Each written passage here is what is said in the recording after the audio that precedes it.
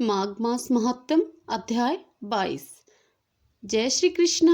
राधे राधे भगतजनों, कल हमने 21वें अध्याय की कथा में जाना था माघ मास के स्नान की महान शक्तियों के बारे में तथा माघ मास में किस तीर्थ पर स्नान करने से क्या पुण्य की प्राप्ति होती है, और राजा वीरसेन की कथा का श्रवण किया था तथा अब आगे का 22वें अध्याय की कथा का श्रवण करते हैं। शुरू करते हैं।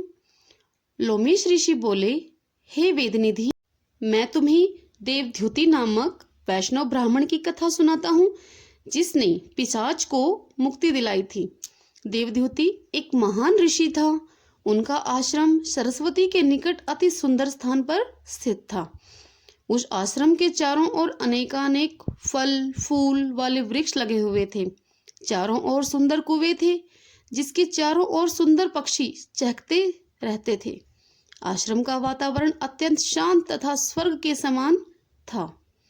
देवद्युति के जन्म के समय उसके पिता ने भगवान विष्णु की कठिन तपस्या की थी तथा विष्णु भगवान के आशीर्वाद से ही देवद्युति का जन्म हुआ था। देवद्युति अत्यंत श्रेष्ठ ब्राह्मण और महान तपस्वी था। वह सर्दी गर्मी तथा बरसात में भी कठिन से कठिन तपस्या करता रहता। उनको तपस्या के मध्य भूख भी नहीं लगती थी। कभी कभी टूटे गिरे हुए फलों को बीन कर रख लेता था। लगातार तपस्या करते रहने के कारण ऋषि देवद्युति का शरीर अति क्षीण और कमजोर तथा दुर्बल हो गया। इस प्रकार अनेकानेक वर्ष बीत गए। वह हर समय हरि चरणों में अर्थात हरि की भक्ति में लीन रहता। वेद मंत्रों का भी निरंतर पाठ करता रहता था। वह श्रद्धा भाव सहित सहस्त्रों सुगंधित सुंदर पुष्प और फल फूल भगवान को अर्पित करता। एक दिन जब देवद्युति निरंतर तपस्या तथा भक्ति में लीन था, स्वयं विष्णु भगवान उसके सम्मुख प्रकट हो गए। विष्णु भगवान ने अति प्रेम से देवद्युति के सर पर हाथ फेरा। तब ब्राह्मण देवद्युति ने अपनी आंखें खोली तो वह आश्चर्यचकित रह गया। स्वयं भगवान विष्णु उसको आशीर्वाद दे रहे थे।